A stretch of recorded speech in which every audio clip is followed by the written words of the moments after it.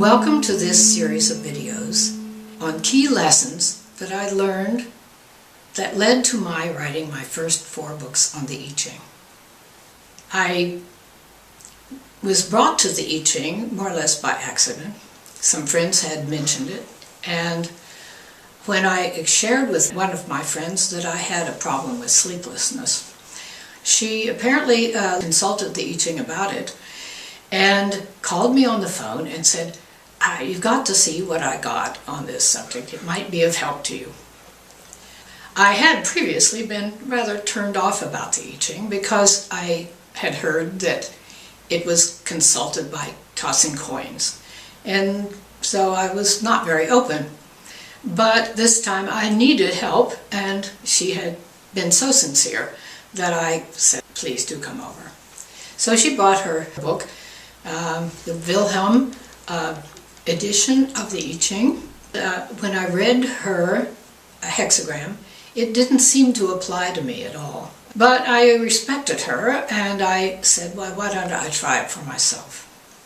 So she went through the trouble of teaching me how to consult the I-Ching by tossing 3 coins to get each line of the hexagram.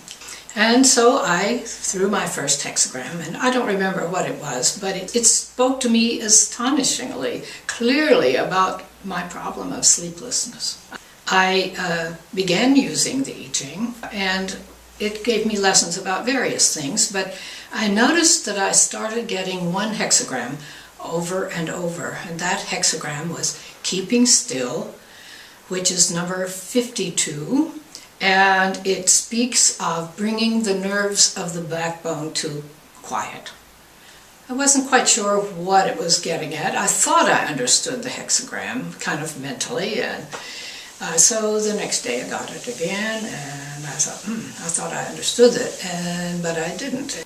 The next day I got it again, and each time I thought I understood it, but I realized that I hadn't. And finally, on that 5th day, it occurred to me that it might be talking about my sleeplessness problem, and that I needed to meditate. So I decided that I would meditate.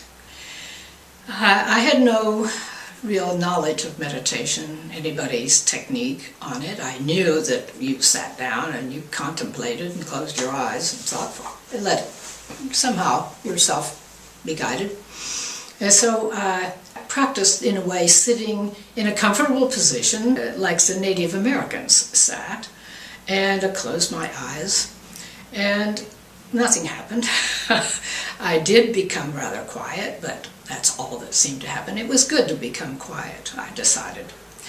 But after about 2 weeks, I suddenly had what I now would call a meditation experience.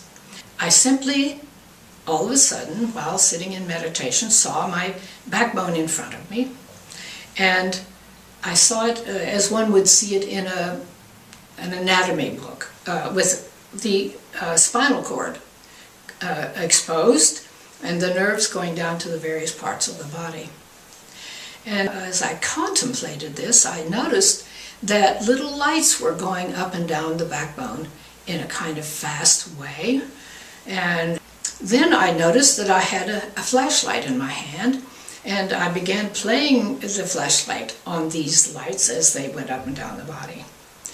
And as I did this, they began to slow down, I noticed, and they slowed down, and they slowed down, until they stopped. I noticed that I felt very at peace, something I hadn't quite felt for a long time.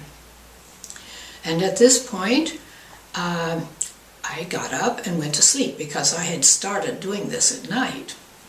And I had such a sound sleep. Well, in the next days and weeks, I did this every night before going to sleep, and I had no more sleepless problem. And this was wonderful, that it had taught me in this way to go to sleep. And then I noticed that I no longer got this hexagram.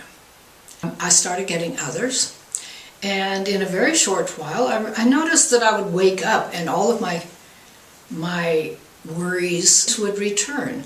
and I would be tense and agitated during the day. So I noticed too, at that time, that I got another hexagram that repeated a couple of times. I didn't need to have it apparently repeated a long time, but it was repeated, and this one was hexagram 44, coming to meet, the first line.